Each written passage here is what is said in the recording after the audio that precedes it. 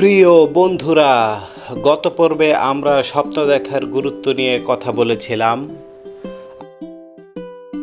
আজ আমরা কথা বলবো সেই স্বপ্ন পূরণের জন্য প্রয়োজনীয় কঠোর পরিশ্রম, ধৈর্য, আত্মবিশ্বাস এবং কখনো হাল না ছাড়ার মানসিকতা নিয়ে।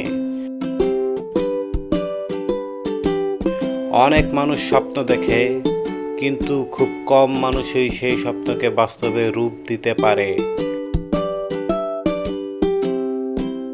কারণ স্বপ্ন দেখা সহজ, কিন্তু স্বপ্নের জন্য প্রতিদিন যুদ্ধ করা কঠিন। অধ্যায় ১, সফলতা মানুষের গোপন রহস্য। আপনি কি জানেন, পৃথিবীর অধিকাংশ সফল মানুষ জন্মগতভাবে সফল ছিল না? থমাস এডিসন এর মতে হাজারেরও বেশি বার ব্যর্থ হয়েছিলেন। কলোনেল স্যান্ডার্স ৬৫ বছর বয়সে নতুন করে শুরু করেছিলেন। ক্রিস্টিয়ানো রোনালদো ছোটবেলায় অনেক কষ্টের মধ্য দিয়ে বড় হয়েছেন। তাদের বিশেষত্ব ছিল একটাই, তারা হার মানেননি। অধ্যায় ২, ব্যর্থতা আসলে কি? অনেকে মনে করে ব্যর্থতা মানেই শেষ, কিন্তু সত্য হলো ব্যর্থতা শেষ নয়। ব্যর্থতা একটি শিক্ষা, ব্যর্থতা সাফল্যের সিঁড়ি। যদি আপনি পড়ে যান তাহলে উঠুন, যদি আবার পড়ে যান আবারও উঠুন, কারণ বিজয়ী আর পরাজিতের মধ্যে পার্থক্য একটাই, বিজয়ী আরেকবার চেষ্টা করে। অধ্যায় ৩, নিজের উপর বিশ্বাস রাখুন। যখন কেউ আপনাকে বিশ্বাস করবে না, তখনও নিজেকে বিশ্বাস করুন। পৃথিবীর সবচেয়ে শক্তিশালী শক্তি হলো আত্মবিশ্বাস।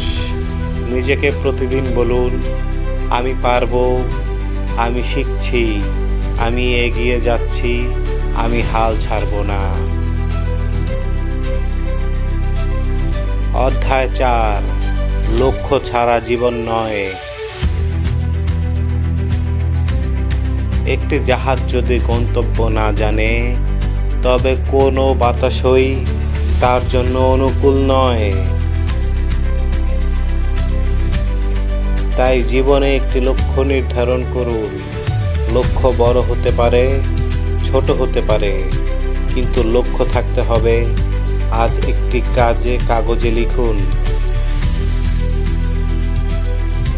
আপনার কি লক্ষ্য রয়েছে। আমি কি হতে চাই? ৫ বছর পরে কোথায় থাকতে চাই? আমার সবচেয়ে বড় স্বপ্ন কি? অধ্যায় ৫, অজুহাত নয় কাজ। অনেক মানুষ বলে, সময় নেই, টাকা নেই, সুযোগ নেই, কিন্তু সফল মানুষ বলে, যা আছে তা দিয়েই শুরু করি। সঠিক সময়ের অপেক্ষা করতে করতে অনেকের জীবন শেষ হয়ে যায়। শুরু করুন আজই, এখনই। অধ্যায় ৬, ছোট পদক্ষেপের শক্তি। একদিনে কেউ সফল হয় না, একদিনে কেউ ধনী হয় না, একদিনে কেউ মহান হয় না। প্রতিদিনের ছোট ছোট প্রচেষ্টাই একদিন বিশাল সাফল্য এনে দেয়। প্রতিদিন ১% উন্নতি করুন, ১ বছর পরে আপনি নিজেই অবাক হয়ে যাবেন। অধ্যায় ৭, সমালোচনাকে শক্তিতে পরিণত করুন। যখন আপনি বড় কিছু করার চেষ্টা করবেন, কেউ হাসবে, কেউ সমালোচনা করবে, কেউ বলবে তোমার দ্বারা হবে না।